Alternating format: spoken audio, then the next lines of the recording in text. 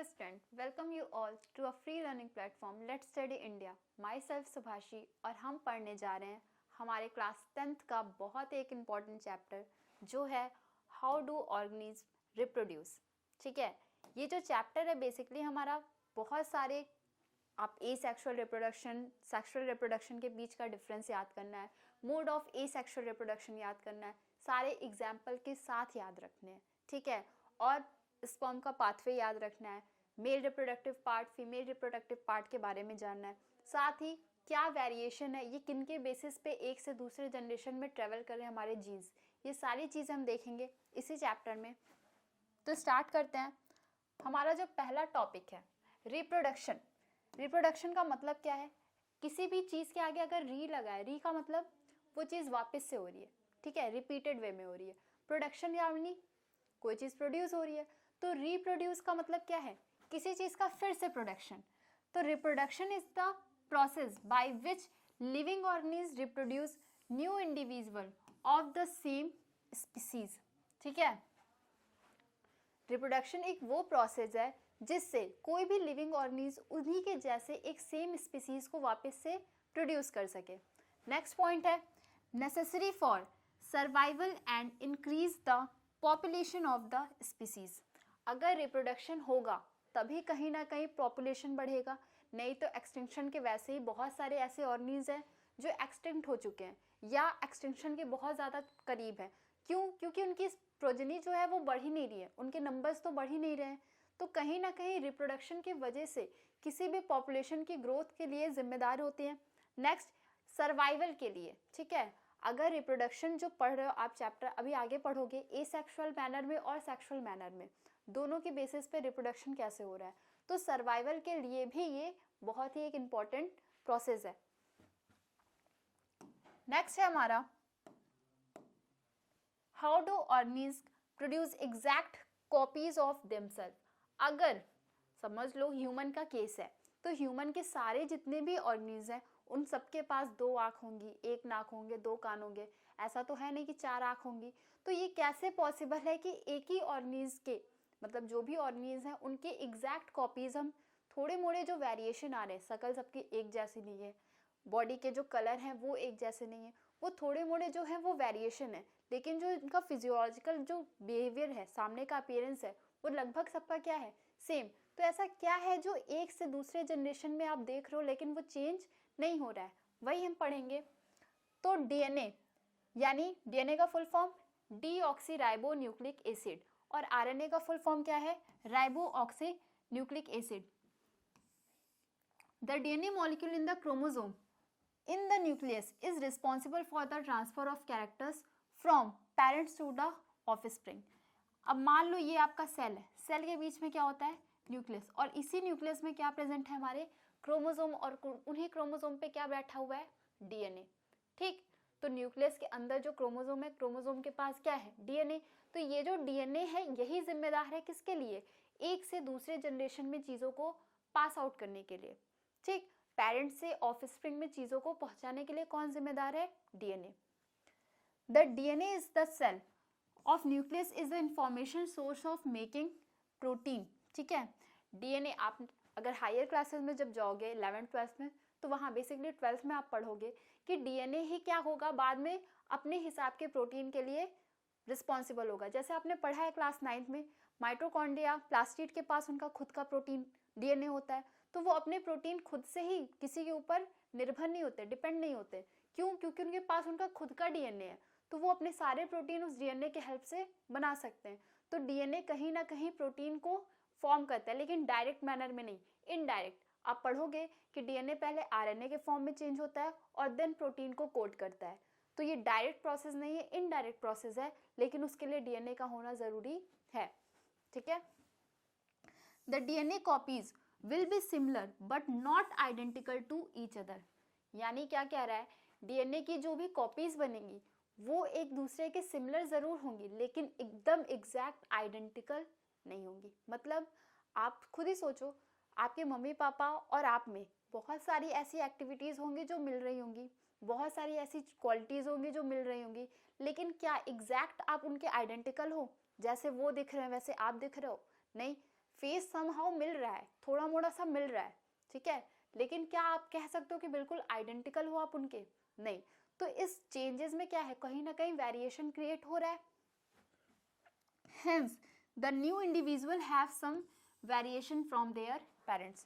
तो जो नया इंडिविजुअल हमारे बाद जो हमारी नेक्स्ट जनरेशन होगी उनके अंदर भी कुछ ना, वो सभी हमारे से जैसा आइडेंटिकल तो होंगे नहीं, एग्जैक्ट कार्बन कॉपी। हमने यहाँ पे कॉपीज बोला है, कार्बन कॉपीज नहीं बोला है, ठीक है, कार्बन कॉपीज यानी एग्जैक्ट कॉपीज, ठीक। तो ऐसा आइडेंटिकल प्रोसेस तो नहीं होगा, मिलते जुलते तो दिखेंगे, लेकिन समहाउ कुछ ना कुछ वेरिएशन भी क्रिएट होता जाएगा। ये जब जनरेशन से जनरेशन आप देखोगे, चीज़ों को देखोगे, तो वहाँ पे अब आप ही सोचो, आपके कुछ चीज़ें जो होंगी आपके ग्रैंड पेरेंट्स से भी मिलते होंगे। बहुत सारे बच्चे अपने दादा दादी, नाना नानी, बुआ लोगों से काफ़ी हद तक मैच करते हैं, होता है ऐसा। यानी उनके जो जीन है वो आप में भी प्रेजेंट है, लेकिन थोड़े से वेरिएशन के साथ, तभी तो एग्जैक्ट आइडेंटिकल आप नहीं हो उनके जैसे, ठीक। नेक्स्ट है इंपॉर्टेंस ऑफ वेरिएशन। वेरिएशन का होना क्या अच्छी बात है या बुरी बात है? आप खुद सोच के बताओ। अगर वेरिएशन सपोज करो आपके मम्मी पापा के एकदम डिक्टो कार्बन कॉपी आप होते, तो क्या आपको प्रॉब्लम होती है या अच्छाई होती है आपके लिए? ऑब्वियस सी बात है, कहीं ना कहीं वो चीज़ हमारे लिए अच्छा नहीं होता। किसी भी चीज़, अब जैसे एग्जाम में आप चीटिंग करो, ठीक है, अगर एग्जामिनर से बचा कर उससे बिना पता लगे आप चीटिंग कर रहे हो, किसी की कॉपी से नोट डाउन कर रहे हो, हालांकि अच्छी बात नहीं है, वो तो वेरिएशन भी होना अच्छी बात है, वेरिएशन ना होना ये गलत बात है, ठीक है। तो आप अगर कॉपी उतार रहे हो किसी बच्चे की, चीटिंग कर रहे हो, एग्जामिनर को तो पता चल जाएगा, अगर आप उसमें अपना कुछ इन्वॉल्वेशन नहीं करोगे। कहते हैं ना, नकल करने के लिए भी अकल चाहिए, तो होता है ऐसा प्रोसेस। क्यों? क्योंकि अगर आपको एक दो क्वेश्चन सपोज करो नहीं आ रहा है, आपने अपने फ्रेंड से कहा कि यार दिखा दो, एक आध क्वेश्चन है जो ऐसा नहीं आ रहा है, तो वो आपको दिखाएगा। अब उसने अगर बोला, अगर उसने यही बोला कि राम इज अ बॉय, ठीक है, या ये ना बोल के उसने, मान लो उसका नाम ही है, ठीक है, उसका नाम शिवम है, सपोज कर लो, ठीक है, Shivam is good in cricket, उसने ये लिखा, सपोज कर लो कि उसने ये लिखा, वो शिवम के बारे में बता रहा था, कोई एक चैप्टर था जिसमें शिवम नाम का कोई लड़का था, उसके बारे में उसने बता रहा था। तो अगर आप यहाँ पे बेसिकली आपको बोला गया कि शिवम या किसी ऐसे राइटिंग आती है, ठीक है, अब उसने ये कह दिया कि आपको किसी पे ऐसे लिखना है, तो उसने तो शिवम का एग्जाम्पल लिया था। आप भी अगर शिवम ही नाम लोगे, एग्जामिनर तो पकड़ लेगा कि भैया दोनों ही क्या है, एक दूसरे से अपने कॉपी एक्सचेंज किए हैं, पकड़ा जाओगे, आसानी से पकड़ा जाओगे। क्यों? अब उसने कहा माई नेम इज शिवम, आप भी लिख दो माई नेम इज शिवम, भले ही आपका नाम कुछ और हो, तो क्या होगा? यहाँ पे वही होता है ना कि अगर आप चीटिंग भी कर रहे हो तो अपने हिसाब के साथ वेरिएशन करना ज़रूरी है। अब आप शिवम की जगह कोई और नाम देते तो एग्जामिनर इतनी आसानी से नहीं, अगर एग्जामिनर बहुत दिमागदार होगा तभी वो पकड़ पाएगा, नहीं तो नहीं पकड़ पाएगा, होता है ऐसा। तो बेसिकली जब भी वेरिएशन की ज़रूरत है, अगर बॉडी में वेरिएशन नहीं हो रहा है तो चीज़ें क्या होंगी, आगे की लाइफ प्रोसेस थोड़ी डिफ़िकल्ट होती जाएगी, ठीक। अब यहाँ पे क्या होगा, अगर डीएनए में वेरिएशन ना हो, ठीक है, तो डीएनए में वेरिएशन अगर नहीं होगा तो हम क्या होंगे, जैसे जैसे हमारा इवोल्यूशन होता जाएगा वैसे वैसे हमारी ग्रोथ नहीं पॉसिबल होगी। समझ रहे हो आप क्या दिक्कत आएगी? अभी आप 4 साल 10 साल पहले चले जाओ और अभी की जो ठंड है उसको फील करो, ठीक। दोनों की टाइम की जो ठंड है, हालांकि इतनी ठंड इनफ है हमें अच्छा खासा फीवर आने के लिए, अगर हम प्रॉपरली स्वेटर वगैरह या क्लोथिंग सिस्टम यूज़ नहीं कर रहे हैं। तो क्या हो रहा है, उस 10 साल पहले और आज के ठंड में थोड़ा मोड़ा आप देखोगे, पहले जो ठंड पड़ती थी वो काफ़ी अच्छी वाली थी, अब तक में एकदम, अब तो थोड़ी मोड़ी धूप भी निकल जा रही है, पहले ऐसा नहीं था। तो क्या हो रहा है, अगर पहले ही जैसे हमारी बॉडी अब भी होती, ठीक, वेरिएशन नहीं आ पाता, वेरिएशन नहीं आता तो सर्वाइवल रेट क्या होती, चांसेस कम थी सर्वाइव करने की, कहीं ना कहीं। इसीलिए ना जो लोग पहले के टाइम में वो आज की जनरेशन को एक्सेप्ट नहीं कर पाते। क्यों? क्योंकि चीज़ें क्या है, इन्वायरमेंट के हिसाब से चेंज हो रही हैं। जब इन्वायरमेंट चेंज हो रहा है तो हमारी बॉडी में जो भी मेटाबॉलिक रेट है वो भी कहीं ना कहीं चेंज होगा, जो भी हमारा बिहेवियर या नेचर है वो भी कहीं ना कहीं चेंज होगा। तो इसकी वजह से क्या है, वो इन्वायरमेंट के साथ चीज़ों को डील करने में थोड़ी आसानी हो जाएगी। Variation is useful for the survival of species over time. Variation का सबसे बड़ा एक प्लस पॉइंट ये है कि वेरिएशन जिम्मेदार है किसके लिए, सर्वाइवल के लिए। अगर वेरिएशन नहीं होता, क्लाइमेटिक कंडीशन सोचो ऐसे ही फ्लो करती रहती, और वेरिएशन नहीं होता तो क्या हमको सर्वाइव करने में आसानी होती या दिक्कत होती? दिक्कत होती, काफ़ी दिक्कत होती। क्यों? क्योंकि चीज़ें तो आगे बढ़ती जा रही हैं लेकिन हम कहाँ हैं, वहीं के वहीं फिक्स्ड हैं। तो कहीं ना कहीं हमारी रेट क्या हो जाएगी, स्लो डाउन हो जाएगी। और स्लो, बहुत सारी ऐसी स्पीसीज़ हैं जो एक्सटिंक्ट हो चुकी हैं। क्यों? क्योंकि इनकी बॉडी में वेरिएशन की जो पॉसिबिलिटी थी वो कम से कम होती जा रही थी, जिसकी वजह से उनका सर्वाइवल रेट क्या हो गया, बहुत नीचे चला गया। और अनफॉर्चुनेटली क्या होगा, जब आप सर्वाइव ही नहीं कर पाओगे तो डेथ कर जाओगे, यही होगा। तो वेरिएशन का होना क्यों ज़रूरी है, सर्वाइवल के लिए। जैसे जैसे टाइम जाए वैसे वैसे हमारी बॉडी में वेरिएशन का आना ज़रूरी है। नेक्स्ट है टाइप्स ऑफ रिप्रोडक्शन। रिप्रोडक्शन जो होते हैं वो दो तरह के होते हैं, पहला एसेक्सुअल रिप्रोडक्शन और दूसरा सेक्सुअल रिप्रोडक्शन। इन दोनों ही रिप्रोडक्शन में कुछ ऐसे पॉइंट्स हैं जो आपको याद रखने हैं। डिफरेंस इनके पूछते हैं एग्जाम में, what is the main difference between sexual reproduction and asexual reproduction.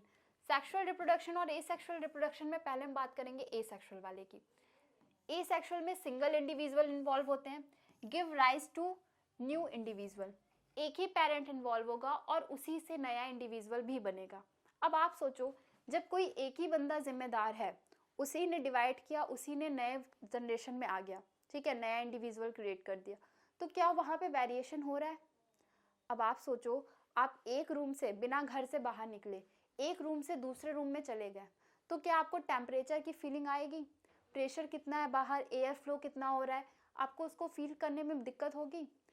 Obvious सी बात है, आप एक ही रूम से निकल के दूसरे रूम में, अपने सेम ही घर में हो, ठीक है, बस एक रूम से निकल के दूसरे रूम में चले गए, तो यहाँ पे क्या है, टेम्परेचर ना फील कर पाओगे आप कि बाहर कितना टेम्परेचर आपके, क्योंकि आपने अपने रूम को चेंज किया, घर तो एक ही है। तो वही कुछ हाल होता है एसेक्सुअल रिप्रोडक्शन में। यहाँ पे सिर्फ और सिर्फ एक पेरेंट इन्वॉल्व होता है, यहाँ पे गैमेट का कोई फॉर्मेशन नहीं होता। इंपॉर्टेंट पॉइंट है, एसेक्सुअल रिप्रोडक्शन में गैमेट का फॉर्मेशन नहीं होता, क्योंकि ज़रूरत ही नहीं है गैमेट के फॉर्मेशन होने की, ठीक। New individual is identical to the parent. जो नया इंडिविजुअल बनेगा वो एकदम आइडेंटिकल होगा, यानी कार्बन कॉपी होगा किसके, अपने पेरेंट से, क्योंकि वो एक ही पेरेंट क्या हुआ, वो एक पार्ट से। अभी आप पढ़ोगे मोड ऑफ एसेक्सुअल रिप्रोडक्शन, तो वहाँ पे जानोगे कि कैसे एसेक्सुअल रिप्रोडक्शन में कोई एक ही पेरेंट क्या हो रहा है, डिवाइड हो रहा है और वो अपने डॉटर सेल्स के फॉर्म में बनता जा रहा है, ठीक। तो यहाँ पे बिल्कुल ही एक दूसरे के क्या होंगे, पेरेंट ऑफ ऑफस्प्रिंग आइडेंटिकल होंगे, प्लस यहाँ पे गैमेट फॉर्मेशन नहीं होगा। और नेक्स्ट क्या है, कोई एक ही पार्टनर अपने ऑफस्प्रिंग को बढ़ाने के लिए जिम्मेदार होता है, ये होता है एसेक्सुअल। नाम में ही लगा है ए का मतलब एब्सेंट, यानी सेक्सुअलिटी एब्सेंट है, सेक्सुअल रिप्रोडक्शन एब्सेंट है, ठीक। नेक्स्ट है सेक्सुअल रिप्रोडक्शन। सेक्सुअल रिप्रोडक्शन में male and female gamete give rise to new individual.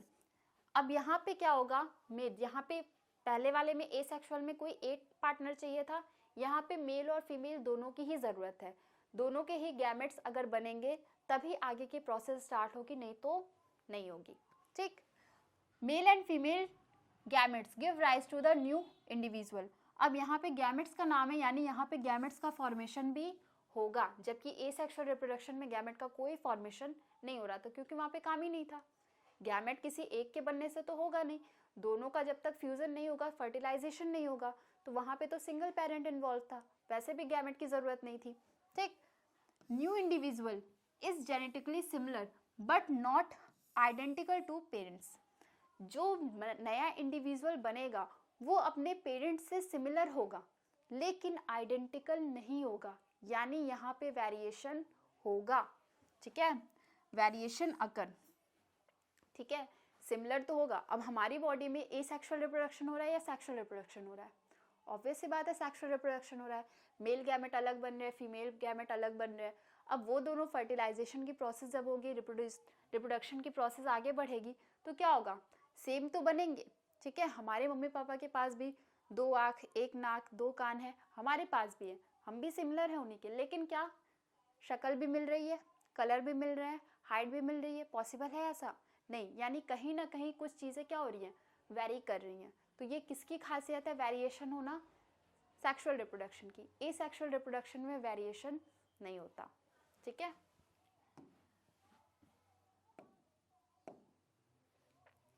अब mode of asexual reproduction, asexual के कितने टाइप्स है, यहाँ है जो मेन हमारे क्वेश्चन बनते हैं, ठीक है। डिफरेंस एक पूछ सकता है सेक्सुअल और एसेक्सुअल के बीच, और दूसरा पूछ सकता है कि सेक्सुअल रिप्रोडक्शन के मोड क्या क्या है, ठीक है, किन किन तरीकों से होता है। तो पहला मोड है हमारा फिजन। फिजन का मतलब क्या होता है, टूट जाना, ठीक। The parent cell divide into daughter cells, ठीक है। पेरेंट सेल ये क्या होगा, डॉटर सेल में डिवाइड होगा। मान लो ये पेरेंट था, ठीक है, यही क्या प्रोसेस शो करेगा, डिवीजन का, तो 2 डॉटर सेल के फॉर्म में टूट जाएगा। इसका बेसिकली क्या होगा, फिजन, ठीक। अब ये जो फिजन है ये 2 तरीके से हो सकता है, एक बाइनरी फिजन और एक मल्टीपल फिजन। बाइनरी का मतलब साइंस की भाषा में होता है 2, ठीक है, यूनरी, बाइनरी, ट्राई। तो बेसिकली टर्शरी, ये सारी चीज़ें क्या है, 1 2 3 के फॉर्म में चल रहा है। तो बाइनरी का मतलब होता है 2, यानी पेरेंट सेल डिवाइड होकर 2 डॉटर सेल को फॉर्म करे। एग्जाम्पल है इसका अमीबा। आपको ध्यान रखना है सिर्फ और सिर्फ इनमें डेफिनेशन और मोस्ट एग्जाम्पल, जितने इंपॉर्टेंट एग्जाम्पल हैं आपके एनसीईआरटी के, वो सारे ही सारे आपको याद रखने एज इट इज़, उसमें कोई वेरिएशन लाने की कोशिश मत करना, ठीक है। एग्जामिनर को नहीं आपको नंबर का वहाँ पे वेरिएशन लाओगे, आप एक्स्ट्रा एग्जाम्पल ऐड कर सकते हो, ठीक है, लेकिन वो एग्जाम्पल को लिखना ज़रूरी है। अगर क्वेश्चन आया तो बिना एग्जाम्पल के कभी भी मत लिखना। नहीं आ रहा है तब उन द केस आप लिखो, डेफिनेशन लिखो, समझाओ, लेकिन जब भी आएगा चाहो तो डायग्राम भी बना लेना अगर इनफ टाइम है तो, नहीं तो एग्जाम्पल के साथ ही डिस्कस करना इस चीज़ को। तो ये जो फिजन है ये 2 प्रोसेस से होता है, एक को कहते हैं बाइनरी फिजन। बाइनरी का मतलब ही होता है क्या, 2, यानी एक सेल डिवाइड होके कितने फॉर्म में टूट गई, 2 फॉर्म में। एग्जाम्पल है इसका अमीबा। ये जो आप स्ट्रक्चर देख रहे हो ये यही प्रोसेस है। क्या हो रहा है, एक सेल था, उसके अब न्यूक्लियस क्या होंगे, डिवाइड होंगे। न्यूक्लियस डिवाइड होने के बाद क्या होगा, साइटोप्लाज्म डिवाइड होगा, और साइटोप्लाज्म डिवाइड होने के बाद 2 डॉटर सेल का फॉर्मेशन होगा, ठीक है। तो यहाँ पे एक से कितने बने, 2, इसलिए किसका पार्ट है, बाइनरी फिजन का। एग्जाम्पल पूछता है बाइनरी फिजन किस में होता है, तो अमीबा में। अमीबा हो गया, कुछ ऐसे बैक्टीरियाज हो गए, उनमें भी बाइनरी फिजन ही होता है। नेक्स्ट है मल्टीपल फिजन। मल्टीपल यानी एक से ज़्यादा। तो जब फिजन होगा तो वहाँ पे एक से ज़्यादा डॉटर सेल प्रोड्यूस होंगी। इसका एग्जाम्पल है क्या, प्लाज्मोडियम, ठीक है। यहाँ पे क्या होगा, आप देख रहे हो कोई एक सेल है, एक सेल के अंदर यही डिवाइड करके कई सारे फॉर्म में टूटेगी, ठीक है।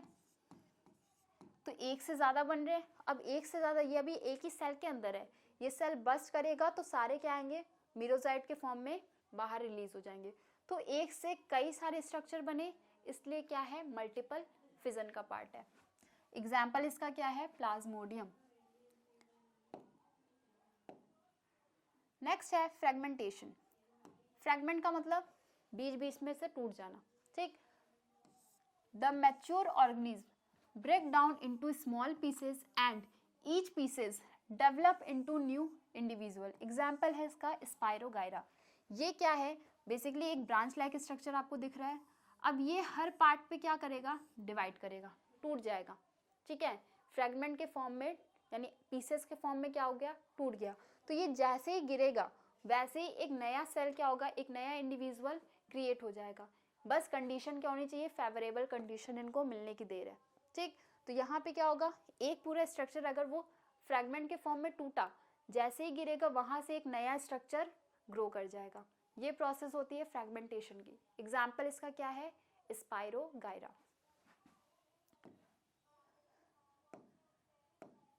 नेक्स्ट है रीजनरेशन। नाम में ही है क्या, रीजनरेशन। अभी हमने बताया रिप्रोडक्शन यानी वापस से कोई चीज का प्रोडक्शन होना, रीजनरेशन यानी वापस से कोई चीज जनरेट हो जाना। जो चीज़ था वो वापस से उसका जनरेशन हो जाना।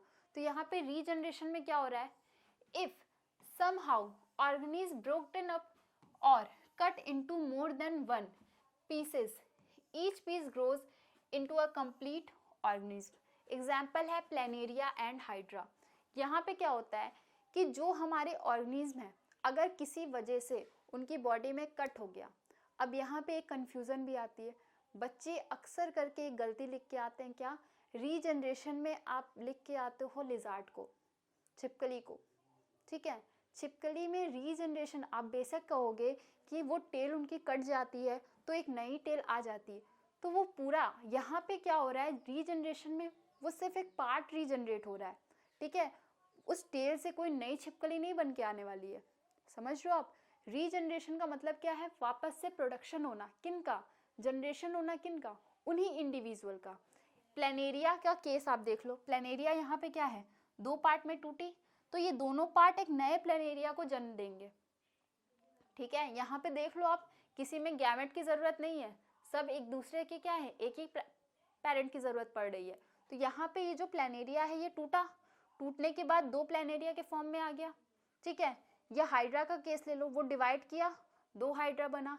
स्टारफिश का केस ले लो, उनके जैसे ही कोई भी एक पार्ट बॉडी का कट होगा या किसी वजह से टूट जाएगा, वो पार्ट एक नया बेसिकली ऑफस्प्रिंग तैयार कर लेगा। तो यहाँ पे किसी एक पार्ट की वजह से नया ऑर्गेनिज्म वापस से प्रोड्यूस हो रहा है, सिंपली वही पार्ट नहीं प्रोड्यूस हो रहा है, इसलिए हम यहाँ पे लिजार्ड का एग्जाम्पल नहीं लिख सकते, ठीक है। लिजार्ड का केस रीजनरेशन पावर उनकी टेल में होता है, उनका टेल अगर टूट गया तो वापस उनका एक नया टेल आ जाएगा, तो वो प्रॉपरली उस टूटे हुए टेल से कोई नए लिजार्ड नहीं बनने जा रहे हैं, ठीक है।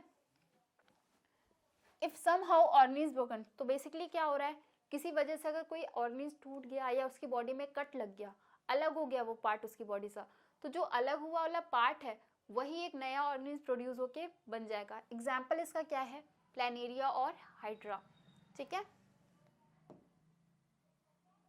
एक आपने सुना होगा, एक राक्षस था रक्त बीज, उसकी खून जहाँ पे गिरती थी वहां से एक नया राक्षस पैदा हो जाता था। तो समहाउ इनका भी कुछ केस ऐसा ही है, जैसे इनकी बॉडी टूट के जहाँ रहेगी वहां से एक नया ऑर्गेनिज्म प्रोड्यूस हो जाएगा। बेसिकली आप इनको ख़त्म नहीं कर सकते, ठीक है, एक से टूटने के बाद दो, यानी कट करके तो आप इनको आपको इनको ख़त्म करना है तो प्रॉपरली नमक डाल के किसी भी तरह मारना होगा, ठीक है। जब तक आप इनको चाहो कि तलवार, बड़ी बड़ी तलवार लेके काट दो और ये ख़त्म हो जाए, तो जितने पार्ट इनके करते जाओगे उतने ज़्यादा नंबर ऑफ ऑर्गेनिज्म बनते जाएंगे। नेक्स्ट है बडिंग। बडिंग में क्या हो रहा है, bud develop as a outgrowth due to repeated cell division one specific site. These were developed into tiny individual and when fully mature detach from the parent body and become new independent, ठीक है। क्या हो रहा है, मान लो अगर hydra है, hydra की बॉडी में छोटा सा कोई आउटग्रोथ हो, ठीक है, कोई छोटा सा आउटग्रोथ हो और यही छोटा सा आउटग्रोथ बाद में क्या होगा, डिटैच करके मान लो सॉइल में गिर जाए, सॉइल में जैसे ही गिरेगा इसी बॉडी से क्या होगा, एक नया हाइड्रा तैयार हो जाएगा, ठीक है। तो ये प्रोसेस कहलाता है बडिंग। इसका एग्जाम्पल में भी आपको हाइड्रा ही ले, तो हाइड्रा 2 जगह एग्जाम्पल आपको दिख गया, एक तो रीजनरेशन में भी हाइड्रा आ रहा था, दूसरा बडिंग के केस में भी हाइड्रा आएगा। दोनों में ही क्या है, रीजनरेशन में प्रॉपरली बॉडी को कट डाउन हो रहा है या ब्रेक डाउन हो रहा है वहाँ पे, तब एक नया ऑर्गेनिज्म प्रोड्यूस हो रहा है। बडिंग में क्या होगा, बडिंग में एक बॉडी से आउटग्रोथ निकल रही होगी, ठीक है। मान लो अगर ये हाइड्रा की बॉडी है, ये सिंपली एक बॉडी हाइड्रा की, ठीक। अब इस बॉडी नॉर्मल लाइक स्ट्रक्चर में एक छोटा सा आउटग्रोथ निकल जाए, अब ये आउटग्रोथ एक टाइम के बाद क्या होगा, बढ़ता जाएगा, और जैसे ही बढ़ते बढ़ते क्या होगा, एक टाइम के बाद ये गिर गया और जैसे ही गिरा वहां से एक नया हाइड्रा बनके तैयार। तो बेसिकली ये वाले प्रोसेस को हम कहते हैं बडिंग। यहाँ पे आपने कट किया नहीं, यहाँ पे खुद ही एक आउटग्रोथ हुआ और वो कुछ टाइम के बाद खुद ही गिर गया, इसलिए इन द केस हम कहते हैं बडिंग। यहाँ पे हम कट तो कर नहीं रहे, कट करने वाला प्रोसेस कहाँ पे था, रीजनरेशन में, ठीक।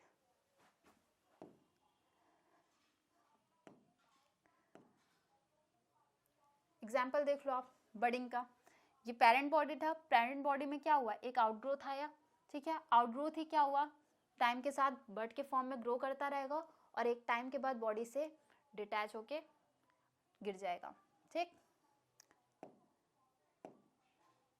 नेक्स्ट है spore formation, formation of spore. अब ये स्पोर कैसे बनते हैं, the tiny broad like structure are involved in the reproduction. These bulbs are sporangia which contains cells or spores that can eventually develop into new individual. These spores are converted by thick wall. ठीक है, इन spores, मान लो ये कोई plant है, ठीक, इनके ऊपर क्या है, एक बॉब लाइक स्ट्रक्चर है। इस बॉब लाइक स्ट्रक्चर की आउटिंग कवरिंग को हम क्या कहेंगे, स्पोरेंजिया, ठीक है। अब इस आउटग्रोथ में क्या होगा, छोटे छोटे अंदर की तरफ क्या बनेंगे, इसी स्पोरेंजिया के स्पोर का फॉर्मेशन होगा, ठीक है। और एक टाइम के बाद यही बेसिकली ये जो बॉब लाइक स्ट्रक्चर है ये फट जाएगा और सारे स्पोर क्या होंगे, हवा में उड़ते हुए दिखेंगे, ठीक। तो स्पोर फॉर्मेशन की ही प्रोसेस कहाँ पे देखने को मिलती है, इसका कोई एक एग्जाम्पल राइजोबियम, ठीक है। स्पोर प्रोसेस, स्पोर फॉर्मेशन की प्रोसेस देखने को मिलती है राइजोबियम। इसीलिए आप कभी सोचे हो कि आप अभी तो नहीं, अभी तो ठंड का सीजन चल रहा है, इतना नहीं, जब मॉइस्चर और ये आपके थोड़े से मतलब आप कह सकते हो जुलाई वाले सीजन में, हाँ जुलाई का सीजन मान सकते हो, वहाँ पे अगर आप ब्रेड या रोटी को रख दो, ठीक, कुछ टाइम के बाद उस पर 1-2 दिन के बाद आपको देखने को मिलेगा थोड़े थोड़े स्लाइटली ग्रीन कलर के स्ट्रक्चर उस पर ग्रो करते हैं। तो बेसिकली वो राइजोबियम ही है जो जिनके स्पोर आके उसको सुटेबल कंडीशन मिली। कोई भी फंगस को ग्रो करने के लिए क्या चाहिए, थोड़ा सा मॉइस्चर की ज़रूरत है, थोड़ा सा वार्म टेम्परेचर की ज़रूरत है, उनके लिए वो कंडीशन सबसे ज़्यादा सुटेबल है ग्रो करने के लिए। तो आपने देखा होगा अगर वो रोटी पे या ब्रेड पे गिरते हैं तो कुछ टाइम के बाद ब्लैक कलर का या स्लाइटली ग्रीन कलर का आपको एक काही लाइक स्ट्रक्चर देखने को मिलेगा, ठीक है। वही क्या है, राइजोबियम। आपने देखा भी होगा, नहीं भी देखा होगा तो आप कभी नेट पे डाल के देखना, चीज़ों को फील करके पढ़ोगे तो ज़्यादा अच्छे से समझ आएगी, ठीक। तो ये किसकी वजह से, क्योंकि वो उनके जो स्पोर है वो हवा में, अब सोचो तो कैसे ग्रो कर गया, वो तो डिब्बे में बंद था, लेकिन उनके जो स्पोर थे वो क्या हो, हवा में बेसिकली फ्लो करते रहते हैं साथ में, और जैसे ही उनको सुटेबल कंडीशन मिला जहाँ पे वो गिरे, अगर वो कंडीशन उनके लिए परफेक्ट है तो वो ग्रोथ शुरू कर देंगे। तो ये स्पोर फॉर्मेशन किस में हो रहा है, राइजोबियम। एग्जाम्पल याद रखना है, नहीं तो नंबर नहीं मिलेंगे, ठीक है। राइजोबियम के केस में क्या हो रहा है, स्पोर का फॉर्मेशन किन में होता है, स्पोरेंजिया। नाम याद रखना है, नाम इनका मस्ट है क्योंकि एनसीईआरटी में दिया है तो अनफॉर्चुनेटली वो हमारे लिए क्या है, इंपॉर्टेंट हो जा रहा है। विच कंटेन अ सेल और स्पोर, इसी स्पोरेंजिया के अंदर क्या है, कई सारे सेल या स्पोर हैं। That eventually develop into new individual. The spores are covered by thick wall that protect them from until they came into contact with another moist surface and can begin to the growth। अब आप ही सोचो, ये spore जो है ये हवा में गिर गए, ठीक है, तो मान लो ये छोटा सा आप देख लो ये एक स्पोर है, इस स्पोर के ऊपर भी क्या होगा, एक लेयर चढ़ी होती है। वो लेयर तभी हटेगी जैसे ही उसको कोई नॉर्मल कंडीशन या उनके हिसाब का कोई कंडीशन मिलेगा, फेवरेबल कंडीशन जैसे मिलेगा तभी ये उनके ऊपर की जो लेयर है वो खत्म होगी, नहीं तो ये स्पोर क्या होंगे, ऑल टाइम के लिए वैसे के वैसे ही अंदर सुरक्षित रहेंगे। अब आप ही सोचो, बहुत ज़्यादा बारिश हो रही है, ठीक है, आप रेनकोट पहनो तो कब तक रेनकोट नहीं उतारोगे, जब तक आपको कंडीशन नहीं मिलेगी, या तो आप किसी के घर में जाओ या किसी ऐसे सेफ प्लेस पे ना चले जाओ जहाँ पे बारिश की बूंदें आप पर ना पड़े, तब तक आप अपने रेनकोट नहीं उतारोगे। तो कुछ ऐसे ही कंडीशन यहाँ पे भी होती है, जैसे ही सुटेबल कंडीशन मिला वो उनका जो वॉल है, ठीक है, जिस वॉल लाइक स्ट्रक्चर में वो रह रहे हैं वो वॉल अपने आप डाइजेस्ट हो जाता है और स्पोर क्या करने लगते हैं, ग्रो करने लगते हैं। अब एक बहुत इंपॉर्टेंट चीज़ छूटेगी, क्या, वेजिटेटिव प्रोपगेशन। वेजिटेटिव प्रोपगेशन के अंदर आपको पढ़ना है लेयरिंग, टिश्यू कल्चर और साथ ही कोई अदर बहुत सारे concept. Vegetative tissue culture, basically tissue culture का आपने नाम सुना होगा, आप रोज़ के प्लांट को लगाओगे तो रोज़ के स्टेम को थोड़ा सा कट करके ग्रो कराना पड़ता है एक फर्टाइल सॉइल के अंदर, होता है ऐसा, देखा भी होगा आपने, या खुद से भी किया होगा, तो वहाँ पे वो किसका पार्ट है, वेजिटेटिव प्रोपोगेशन का। लेकिन आप जब पढ़ोगे तो यहाँ पे पढ़ोगे आर्टिफिशियल वेजिटेटिव प्रोपोगेशन भी। ये जो टिश्यू कल्चर है ये आर्टिफिशियली किया जा रहा है, मतलब आप वेजिटेटिव प्रोपोगेशन तब तक नहीं कहोगे जब तक उनके अंदर कोई नेचुरल मेथड ना हो। जैसे ब्रायोफाइलम, लीफ के ऊपर ही क्या होने लगते हैं, रूट लाइक स्ट्रक्चर, फिर वो लीफ टूट के जैसे ही सॉइल में गिरती है वैसे ही एक नया प्लांट निकल जाता है। तो ये ब्रायोफाइलम में खुद से चीज़ें हो रही हैं, बाय नेचर चीज़ें हो रही हैं, इसलिए ये इंपॉर्टेंट है। आर्टिफिशियल वेजिटेटिव प्रोपोगेशन के में क्या हो रहा है, अदर किसी वेजिटेटिव पार्ट को हम कट करके कर रहे हैं, उनके अंदर चेंजेस हम ला रहे हैं, हमारे वजह से हो रहा है। वो खुद से नहीं, रोज प्लांट अपने आप ही टूट के नहीं कहीं जाने वाला है, उसे हम ट्रेवल करा रहे हैं। तो ये क्या है, आर्टिफिशियली हो रहा है। जबकि वेजिटेटिव का मतलब क्या है कि फ्लावर लाइक स्ट्रक्चर को छोड़ के कोई अदर वेजिटेटिव पार्ट के साथ अगर रिप्रोडक्शन हो रहा है तो हम उसे कहते हैं वेजिटेटिव प्रोपोगेशन, जो हम बेसिकली हमारे नेक्स्ट क्लास में डिस्कस करेंगे। साथ ही बात करेंगे सेक्सुअल रिप्रोडक्शन के बारे में, जो कि समझना बहुत ज़रूरी है क्योंकि बहुत सारे क्वेश्चन यहाँ से बनते हैं।